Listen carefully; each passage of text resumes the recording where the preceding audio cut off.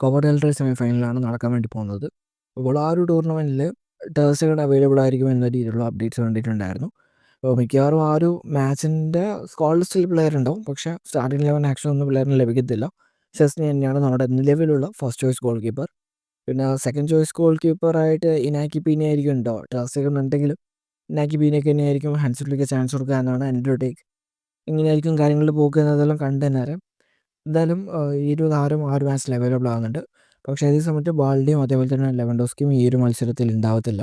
അപ്പോൾ ഈ രണ്ട് താരങ്ങളും നമുക്ക് ഇമ്പോർട്ടൻ്റ് ആയിട്ടുള്ള പ്ലെയേഴ്സാണ്. അപ്പോൾ ആ താരങ്ങളില്ലാതെയാണ് നമ്മൾ ഈ ഒരു മാച്ച് പെർഫോം ചെയ്യേണ്ടി വരുന്നത്. എന്തായാലും ഈ രണ്ട് താരങ്ങൾക്ക് പകരമായിട്ട് ഫെറാൻ ടോറസും അതേപോലെ തന്നെ ജെറാഡ് മാർട്ടിനായിരിക്കും പെർഫോം ചെയ്യുക. കുറേ ബാഴ്സ ഫാൻസിന് എതിർപ്പുണ്ട്, പക്ഷേ പറഞ്ഞിട്ട് കാര്യമില്ല. നമുക്ക് ലിമിറ്റഡ് ആയിട്ടുള്ള സ്ക്വാഡാണ് ഉള്ളത്. ആ സ്ക്വാഡിനെ വെച്ചിട്ടേ നമുക്ക് മുന്നോട്ട് കൊണ്ടുപോകാൻ സാധിക്കത്തുള്ളൂ. എന്തായാലും എൻ്റെ ഒരു പേഴ്സണൽ ടേക്ക് എന്ന് പറയുന്നത് ഈ ഒരു മത്സരത്തിൽ ഫെറാൻ ടോറസ് മികച്ച രീതിയിൽ പെർഫോം ചെയ്യുമെന്നാണ്. അതേപോലെ തന്നെ ജെറാഡ് മാർട്ടിൻ സ്റ്റെപ്പ് അപ്പ് ആവും എന്നൊരു വിശ്വാസത്തിൻ്റെ പുറത്താണ് ഞാൻ നിൽക്കുന്നത്. പിന്നെ ചില ആൾക്കാർ പറയുന്നൊരു കാര്യം എന്ന് പറയുന്നത് ഈ ഒരു മാച്ചിൽ Inigo Martinez left back role കൈകാര്യം ചെയ്യണം, അല്ലെങ്കിൽ ഈ ഒരു Hector Fort left back role കൈകാര്യം ചെയ്യണമെന്നാണ്. ഇനീഗോ മാർട്ടിനസിൻ്റെ കേസ് പ്ലെയറിന് ഇഞ്ചുറി ഇഷ്യൂസ് അങ്ങനെ ഇല്ലെങ്കിൽ ആ റോള് ബെസ്റ്റായിട്ട് പ്ലെയർ പെർഫോം ചെയ്തു തന്നെ. പക്ഷേ പ്ലെയറിന് ഫ്രീക്വൻ്റ് ആയിട്ട് വരുന്ന ഇഞ്ചുറീസ് ഒരു ഹാംസ്ട്രിങ് ഏരിയയിലാണ്. അപ്പോൾ ആ ഒരു റോള് പ്ലെയറിന് പെർഫെക്റ്റായിട്ട് കൈകാര്യം ചെയ്യാൻ പറ്റുമെന്ന് എനിക്ക് തോന്നുന്നില്ല. അതുമാത്രമല്ല ഹാൻസ് ഫ്ലിക്ക് ആ ഒരു റിസ്ക് എടുക്കാനും നിൽക്കത്തില്ല. കാരണം അത് കഴിഞ്ഞിട്ടുള്ള കുറേ മാച്ചിൽ ഇനിഗോ മാർട്ടിനസ് ആവശ്യമാണ്. അപ്പോൾ പ്ലെയറിൻ്റെ ലെഫ്റ്റ് ബാക്ക് റോൾ കൊടുത്തു കഴിഞ്ഞാൽ പ്ലെയറിൻ്റെ എനർജി കംപ്ലീറ്റ്ലി ഡൗൺ ആവും. പിന്നെ ഉദ്ദേശിച്ച രീതിയിലുള്ള പെർഫോമൻസ് അത് കഴിഞ്ഞിട്ടുള്ള മാച്ചിൽ കിട്ടണമെന്നില്ല. അതുകൊണ്ട് ലെഫ്റ്റ് ബാക്ക് റോളിൽ ഇനിഗോ മാർട്ടിനസ് വരും തോന്നില്ല. പിന്നെ ഹെക്ടർ ഫോർട്ടിൻ്റെ കേസ് നോക്കുകയാണെങ്കിൽ പ്ലെയർ ഈ കഴിഞ്ഞ സെൽട്ട വീഗോ മാച്ചിൽ കുഴപ്പമില്ലാത്ത രീതിയിൽ പെർഫോം ചെയ്തിട്ടുണ്ട്. ടോപ്പ് എന്ന് എനിക്ക് പറയാൻ പറ്റത്തില്ല. കാരണം ഡിഫെൻസീവ് വൈസ് പ്ലെയറിൻ്റെ കോൺട്രിബ്യൂഷൻ ഒരു ആവറേജ് ആയിരുന്നു. ഓഫൻസീവ് വൈസ് ആയാലും പ്ലെയർ വലിയ രീതിയിലുള്ള ഒരു ഔട്ട്പുട്ട് ക്രിയേറ്റ് ചെയ്തതായിട്ട് എനിക്ക് പേഴ്സണലി ഫീൽ ചെയ്തിട്ടില്ല. അതായത് ബാൾഡെ വെച്ച് കമ്പയർ ചെയ്യുമ്പോൾ ഇല്ല.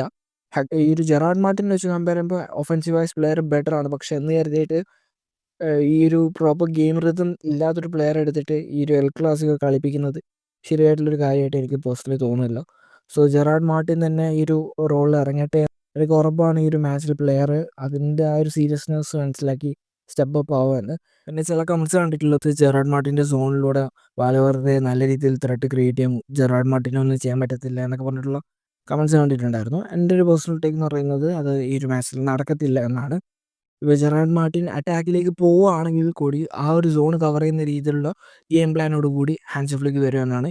ഇപ്പോൾ റീസെൻ്റ് ആയിട്ട് നടന്ന ഒരു മാച്ച് ഉണ്ട്, ഏതാണെന്ന് എക്സാക്ട്ലി ഓർമ്മയില്ല. എന്തായാലും ഈ ഒരു ജെറാഡ് മാർട്ടിനും അതേപോലെ തന്നെ ഗ്യാബിയും സ്റ്റാർട്ടിംഗ് ലെവലിൽ വന്ന മത്സരത്തിൽ ജെറാഡ് മാർട്ടിൻ അറ്റാക്കിലേക്ക് പോകുന്ന സമയത്ത് ഗ്യാബി ആയിരുന്നു ആ ഒരു സോൺ കവർ ചെയ്തത്. അപ്പോൾ അതേ സിമിലർ പാറ്റേൺ മിക്കവാറും ഈ ഒരു മാച്ചിൽ വരാനുള്ള ചാൻസ് ഉണ്ട്. അപ്പോൾ ഈ ഒരു മാച്ചിൽ സ്റ്റാർട്ടിംഗ് ലെവലിൽ ഗ്യാബിനെ കാണുന്നുണ്ടെങ്കിൽ ഉറപ്പിച്ചോ അത് ആ ഒരു റോള് പെർഫെക്റ്റ് ആയിട്ട് കവർ ചെയ്യാൻ വേണ്ടിയിട്ടാണ്. കാരണം ചാവിയുടെ അണ്ടറിലും ഇതേ സിമിലർ റോളൊക്കെ പണ്ട് കൊടുത്തിട്ടുണ്ടായിരുന്നു. അത് നല്ല രീതിയിൽ കൈകാര്യം ചെയ്ത ഒരു പ്ലെയർ ആയിരുന്നു ഗ്യാവി. അതുകൊണ്ട് അദ്ദേഹത്തിന് നല്ലൊരു ഔട്ട്പുട്ട് ക്രിയേറ്റ് ചെയ്യാൻ പറ്റുമെന്ന് തന്നെയാണ്. പിന്നെ ഈ ഒരു മത്സരത്തിൽ ഫെറാൻ ടോറസ് നല്ല രീതിയിൽ പെർഫോം ചെയ്യണമെന്നാണ് എൻ്റെ ആഗ്രഹം. ഇപ്പോൾ റീസെൻ്റ് ആയിട്ട് നടന്ന സെൽട്ട വീഗോ മാച്ച് ആയിക്കോട്ടെ, അതേപോലെ തന്നെ മയോർക്ക മാച്ചും കൂടി കമ്പൈൻ ചെയ്ത് കഴിഞ്ഞാൽ ഓവറോൾ പ്ലെയർ നേടിയിരിക്കുന്ന ഗോളിൻ്റെ എണ്ണം എന്ന് പറയുന്നത് വെറും 1. പക്ഷേ പ്ലെയർ അറ്റംപ്റ്റ് ചെയ്തിട്ടുള്ള ഷോട്ട്സിൻ്റെ എണ്ണം എന്ന് പറയുന്നത് ഒരു 10ൽ കൂടുതലുണ്ട്. അപ്പോൾ പ്ലെയറിന് ഗോൾ കൺവേർഷൻ റേഷ്യോ റീസെൻ്റ് ആയിട്ട് നല്ല രീതിയിൽ ഡിപ്പായിട്ടുണ്ട്. അത് സ്റ്റാർട്ടിംഗ് ലെവലിൽ വരുന്നത് കൊണ്ടാണെന്ന് പറഞ്ഞുകൂടാ. സൂപ്പർ സബായിട്ട് വന്നടിച്ച പ്ലെയർ അത്യാവശ്യം നല്ലൊരു ഗോൾ കൺവേർഷൻ മുന്നോട്ട് വെക്കാറുണ്ട്. പക്ഷേ ഈ ഒരു സ്റ്റാർട്ടിംഗ് ലെവലിൽ വരുമ്പോൾ പ്ലെയറിൻ്റെ പെർഫോമൻസ് ഡിപ്പായിട്ടാണ് പേഴ്സണലി ഫീൽ ചെയ്തിട്ടുള്ളത്. എന്തായാലും ശരി, ഈ വരുന്ന എൽ ക്ലാസിക്കോയിൽ പ്ലെയർ സ്റ്റാർട്ടിംഗ് 11 റോളിലാണ് വരാൻ വേണ്ടി പോകുന്നത്. സ്റ്റെപ്പ് അപ്പ് ആയേ പറ്റത്തുള്ളൂ. എന്തായാലും പ്ലെയർ ഒട്ടുമിക്ക എൽ ക്ലാസിക്കോയിൽ ഒരു ഗോൾ നേടാറുണ്ട്. സ്റ്റാർട്ടിംഗ് ലെവലിൽ വന്നിട്ടുള്ള അല്ലെങ്കിൽ സൂപ്പർ സബായിട്ട് വന്നിട്ടുള്ള മത്സരങ്ങളിലൊക്കെ പ്ലെയർ ഒരു ഗോൾ നേടിയിട്ടുണ്ട്. അപ്പോൾ എൻ്റെ ഒരു പേഴ്സണൽ റിക്വസ്റ്റ് ആണ് പ്ലെയർ ഈ ഒരു മാച്ചിൽ നല്ലൊരു ഔട്ട്പുട്ട് ക്രിയേറ്റ് ചെയ്യണം. എത്ര ചാൻസ് വേണമെങ്കിലും ക്രിയേറ്റ് ചെയ്യാൻ പെഡ്രി റെഡിയാണ്, റഫീന റെഡിയാണ്, അതേപോലെ തന്നെ ലെമീനോ റെഡിയാണ്, ഡാനി അൽമോ അടക്കം റെഡിയാണ്. സ്റ്റെപ്പ് അപ്പ് ആയാൽ മാത്രം മതി. പ്ലെയർ സ്റ്റെപ്പ് അപ്പ് ആവുമെന്ന് വിശ്വസിക്കുന്നു. എങ്ങനെയായിരിക്കും കാര്യങ്ങളുടെ പോക്ക് എന്നത് കണ്ടു തന്നെ അറിയാം. പിന്നെ ഈ ഒരു മത്സരത്തിൽ കുറേ ആൾക്കാർ എക്സ്പെക്ട് ചെയ്യുന്നൊരു കാര്യമാണ് നമ്മുടെ അഞ്ച് ഫാറ്റി ഈ ഒരു മാച്ചിൽ അവൈലബിൾ ആയിരിക്കുമോ ഇല്ലയോ എന്ന്. എൻ്റെ ഒരു പേഴ്സണൽ ഒപ്പീനിയനിൽ ബാഴ്സ ഒരു 3 ഗോളിൻ്റെ ലീഡ് നേടുകയാണെങ്കിൽ ഉറപ്പായിട്ടും അഞ്ച് ഫാറ്റി സൂപ്പർ സബായിട്ട് വരാനുള്ള ചാൻസ് ഉണ്ട്. വരാണെങ്കിൽ പ്ലെയറിൻ്റെ ഭാഗത്ത് നിന്ന് ഒരു അസിസ്റ്റോ അല്ലെങ്കിൽ ഒരു ഗോളോ നടക്കാനുള്ള ചാൻസ് ഉണ്ട് എന്നാണ് എൻ്റെ ഒരു വിശ്വാസം. അപ്പോൾ ഇത് നടക്കണമെങ്കിൽ അവിടെ ടീംമേറ്റ്സ് നല്ല രീതിയിലുള്ള ഔട്ട്പുട്ട് ക്രിയേറ്റ് ചെയ്യണം. അപ്പോൾ എന്തായിരിക്കും റിയാലിറ്റി എന്നതെല്ലാം കണ്ട് തന്നെ അറിയാം. പിന്നെ ഈ ഒരു മത്സരത്തിൽ അറോഹോ സ്റ്റാർട്ടിംഗ് ലെവലിൽ വരുന്നതിനകത്തും സൂപ്പർ സബായിട്ട് വരാനുള്ള ചാൻസാണ് ഞാൻ പേഴ്സണലി കാണുന്നത്. കാരണം നമ്മൾ ഈ ഒരു മാച്ചിൽ എന്തായാലും കൂടുതലും ഹൈ ലൈനാണ് കളിക്കാൻ വേണ്ടി പോകുന്നത്. ഓഫ് സൈഡ് ട്രാപ്പ് ക്രിയേറ്റ് ആയിരിക്കും ഇമ്പാക്റ്റ് ക്രിയേറ്റ് ചെയ്യാൻ വേണ്ടി പോകുന്നത്. അപ്പോൾ ഓഫ് സൈഡ് ട്രാപ്പ് ആരോഹനെ കൊണ്ട് പറ്റത്തില്ല. അപ്പോൾ ഈ ഒരു ബിഗ് മാച്ചിൽ ആരോഹനെ സ്റ്റാർട്ടിംഗ് ലെവലിൽ യൂസ് ചെയ്യുന്നതിനേക്കാളും നല്ലത് ഒരു സൂപ്പർ സബ് എന്ന രീതിയിൽ യൂസ് ചെയ്യുന്നതാണ്. അപ്പോൾ ഹാൻസ് ഫ്ലിക്ക് എങ്ങനെയായിരിക്കും ഈ ഒരു പ്ലെയറെ യൂസ് ചെയ്യാൻ വേണ്ടി പോകുന്നതെല്ലാം കണ്ട് തന്നെ അറിയാം. എന്തായാലും എൻ്റെ ഒരു പേഴ്സണൽ ഒപ്പീനിയനിൽ പ്ലെയർ സ്റ്റാർട്ടിംഗ് ലെവലിൽ വരുമെന്ന് തോന്നുന്നില്ല. പിന്നെ ഇത്തവണ ഈ ഒരു എൽ ക്ലാസിക്കോ തല്ലും കൂടി ഉണ്ടായ നല്ലതായിരിക്കും എന്നാണ് എനിക്ക് പറയാനുള്ളത്. നടക്കോ ഇല്ലയോ എന്നതെല്ലാം കണ്ട് തന്നെ അറിയാം. എന്തായാലും ഗ്യാവി വിനീഷ്യസ് ഉണ്ടാവുമെന്ന് വിശ്വസിക്കുന്നു.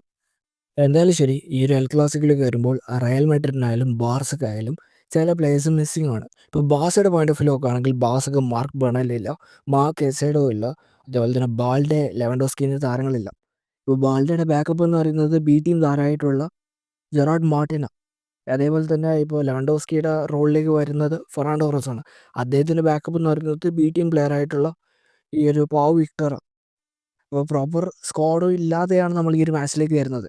അതേസമയത്ത് റയൽ മാഡ്രിഡിൻ്റെ കേസ് നോക്കുകയാണെങ്കിൽ അവർക്ക് എംബപ്പെ ഇല്ല, മെൻഡി ഇല്ല, മിലിറ്റാവ് ഇല്ല, കാർവഹാൾ ഇല്ല, റീസെൻ്റ് ആയിട്ട് കമവിംഗ് ഇല്ല. അപ്പോൾ രണ്ട് ടീംസിനും പ്രശ്നമുണ്ട്. അപ്പോൾ ആരാണ് ബെറ്റർ റിസൾട്ട് ക്രിയേറ്റ് ചെയ്യുക എന്നതെല്ലാം കണ്ട് തന്നെ അറിയാം. എന്തായാലും ഞാൻ ഹൈലി എക്സൈറ്റഡ് ആണ് ഈ ഒരു മാച്ച് കാണാൻ വേണ്ടിയിട്ട്.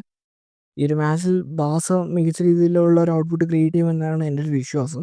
നടക്കുകയോ ഇല്ലയോ എന്നതെല്ലാം കണ്ട് തന്നെ അറിയാം. അപ്പോൾ ഈ ഒരു മത്സരത്തെക്കുറിച്ച് നിങ്ങളുടെ അഭിപ്രായം എന്താണ്? നിങ്ങളുടെ പ്രൊഡിക്ഷൻ എന്താണ്? ജസ്റ്റ് ഒന്ന് കമൻറ്റ് ചെയ്യുക. ഈ ഒരു വീഡിയോ ഇത്രയേ ഉള്ളൂ. അടുത്തൊരു വീഡിയോ ആയിട്ട് കാണുന്നത് വരെ